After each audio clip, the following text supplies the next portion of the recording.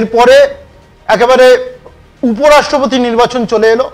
উপরাষ্ট্রপতি নির্বাচন হওয়ার মূল কারণ আপনারা সকলেই জানেন যে এই রাজ্যের রাজ্যপাল ছিলেন জগদীপ ধনখড়।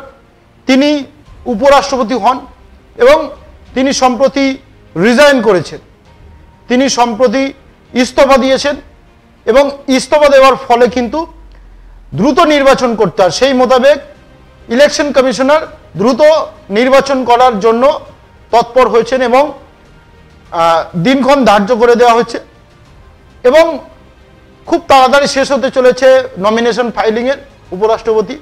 তার আগেই এনডিএ এবং ইউপিএ দু তরফেই একেবারে তাদের এনডিএ এবং ইন্ডিয়া জোট তারা দু তরফেই দুপক্ষ থেকেই কিন্তু একেবারে সেই তাদের প্রার্থীদের নাম কিন্তু জানিয়ে দিয়েছেন। মুখ্য নির্বাচন কমিশনের বিরুদ্ধে, যেটা একটু আগেই আপনাদেরকে বলেছিলাম, এবার এনডিএ উপরাষ্ট্রপতি পদপ্রার্থী সিপি রাধাকৃষ্ণনের সমর্থন করার আর্জি জানালেন খোদ প্রধানমন্ত্রী নরেন্দ্র মোদী। সোমবার দিল্লিতে আসন্ন উপরাষ্ট্রপতি নির্বাচনে এনডিএ পদপ্রার্থীর সঙ্গে দেখা করার পর সমাজ মাধ্যমে পোস্ট করার রাধাকৃষ্ণনের ভূয়সী প্রশংসা করেছেন প্রধানমন্ত্রী। তার সমর্থন করার আবেদনও জানিয়েছেন তিনি। প্রধানমন্ত্রী জানিয়েছেন ইতিমধ্যে রাজনাথ সিং এ বিষয়ে সব দলের নেতার সঙ্গে আলোচনা করেছেন যাতে সাধারণ কমিটির মাধ্যমে উপরাষ্ট্রপতি নির্বাচনের পথ সহজ হয়। মোদী বলেন, রাজনাথ সিং সকলের সঙ্গে ধারাবাহিকভাবে আলোচনা করেছেন, এনডিএর প্রার্থীকে সর্বসম্মতভাবে সমর্থন করুন। সোমবার দিল্লিতে রাধাকৃষ্ণনের সঙ্গে দেখা করেন মোদী। এরপর প্রধানমন্ত্রী নিজের এক্স হ্যান্ডেলে লেখেন, থিরু সিপি রাধাকৃষ্ণের সঙ্গে দেখা হলো। এনডিএর উপরাষ্ট্রপতি পদপ্রার্থী হওয়ার জন্য তাকে আমার শুভেচ্ছা জানালাম। তার জনসেবা এবং বিভিন্ন ক্ষেত্রে দীর্ঘদিনের অভিজ্ঞতা আমাদের জাতিকে ব্যাপকভাবে সমৃদ্ধ করবে।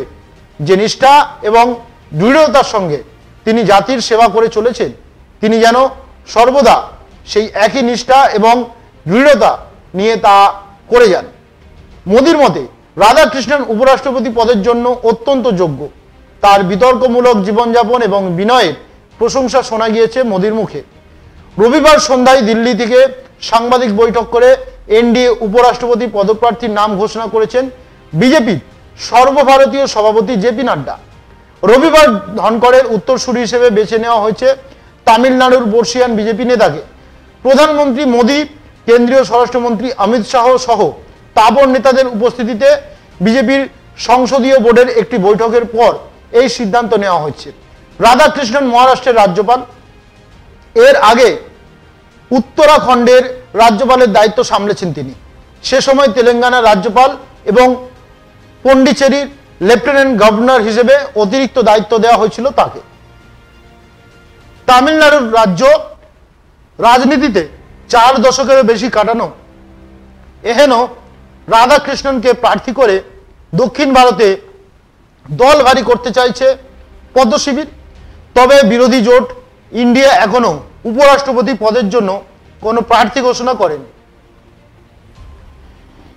এবং আজকের ঠিক একেবারে মঙ্গলবার দুপুর 12:30টায় কংগ্রেস সভাপতি মল্লিকার্জুন খার্গের বাসভবনে সব বিরোধী নেতাকে নিয়ে একটি বৈঠক ডেকেছে এবং ওই বৈঠকে অবশেষে নাম ঠিক হয়েছে। প্রাক্তন বিচারপতি রেড্ডি, সুপ্রিম কোর্টের তিনি প্রাক্তন বিচারপতি রেড্ডির নাম প্রস্তাব করা হয়েছে এবং